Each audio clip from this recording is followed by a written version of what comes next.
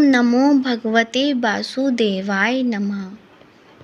नमस्कार दोस्तों, आप सभी का मेरे YouTube चैनल मायरा वॉइस में हार्दिक स्वागत है। आज मैं लेकर आई हूँ पापांकुशा एकादशी व्रत कथा। धर्मराज युधिष्ठिर कहने लगे कि हे भगवान, अश्विन शुक्ल एकादशी का क्या नाम है? अब आप कृपा करके इसकी विधि तथा फल कहिए।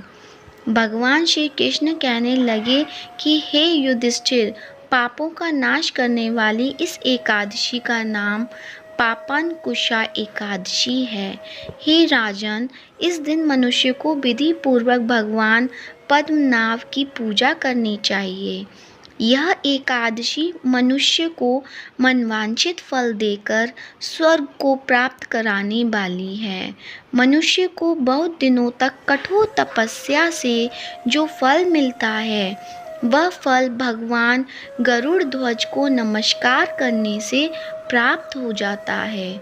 जो मनुष्य अज्ञानवश अनेक पाप करते हैं परंतु हरि को नमस्कार करते हैं, वे नरक में नहीं जाते। विष्णु के नाम की कीर्तन मात्र से संसार के सब तीर्थों के पुण्य का फल मिल जाता है। जो मनुष्य शांग धनुषधारी भगवान विष्णु की शरण में जाते हैं, उन्हें कभी भी यम यातना भोगनी नहीं पड़ती। जो मनुष्य वैष्णव होकर शिव की और शैव होकर विष्णु की निंदा करते हैं, वे अवश्य नरकवासी होते हैं। सहस्त्रों वाजपेय और अश्वमेध यज्ञों से जो फल प्राप्त होता है, वह एकादशी के व्रत के 16वें भाग के बराबर भी नहीं होता है। संसार में एकादशी के बराबर कोई पुण्य नहीं, इसके बराबर पवित्र तीनों लोकों में कुछ भी नहीं। इस एकादशी के बराबर कोई व्रत नहीं। जब तक मनुष्य पद्मनाभ की एकादशी का व्रत नहीं करते हैं, तब तक उनकी देह में पाप वास कर सकते हैं। हे राजेंद्र, यह एकादशी स्वर्ग, मोक्ष, आरोग्यता, सुंदर स्त्री तथा अन्न और धन को देने वाली है। एकादशी के व्रत के बराबर गंगा, गया, काशी, कुरुक्षेत्र और पुष्कर भी पुण्यवान नहीं हैं।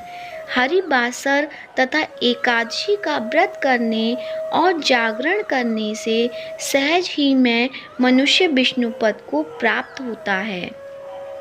हे युधिष्ठिर, इस व्रत के करने वाले 10 पीढ़ी मातृ पक्ष, 10 पीढ़ी पितृपक्ष, 10 पीढ़ी स्त्री पक्ष तथा 10 पीढ़ी मित्र पक्ष का उद्धार कर देते हैं। वे दिव्य देह धारण कर चतुर्भुज रूप हो पीताम्बर पहने और हाथ में माला लेकर गरुड़ पर चढ़कर विष्णु लोक को जाते हैं।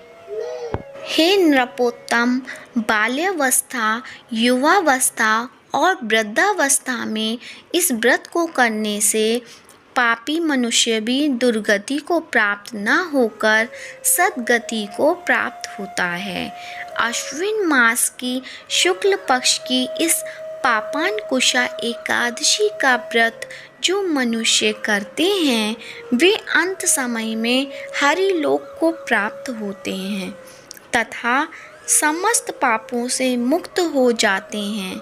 सोना, तिल, भूमि, गौ, अन्न, जल, छत्री तथा जूती दान करने से मनुष्य यमराज को नहीं देखता। जो मनुष्य किसी प्रकार के पुण्य कर्म किए बिना जीवन के दिन व्यतीत करता है, वह लोहार की भट्टी की तरह सांस लेता हुआ निर्जीव के समान ही है। निधन मनुष्य को भी अपनी शक्ति के अनुसार दान करना चाहिए तथा धन वालों को सरोवर, बाग, मकान आदि बनवाकर दान करना चाहिए। ऐसे मनुष्यों को यम का द्वार नहीं देखना पड़ता तथा संसार में दीर्घायु होकर कुलीन और रोग रहित रहते हैं।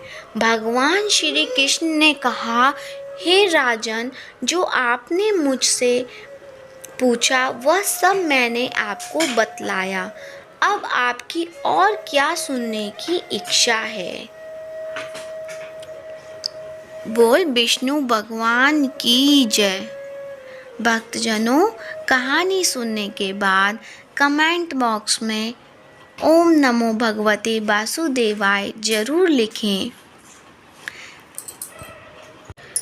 और वीडियो को लाइक करें, ज़्यादा से ज़्यादा शेयर करें। और यदि आपने मेरे चैनल को सब्सक्राइब नहीं किया है तो सब्सक्राइब करें। धन्यवाद।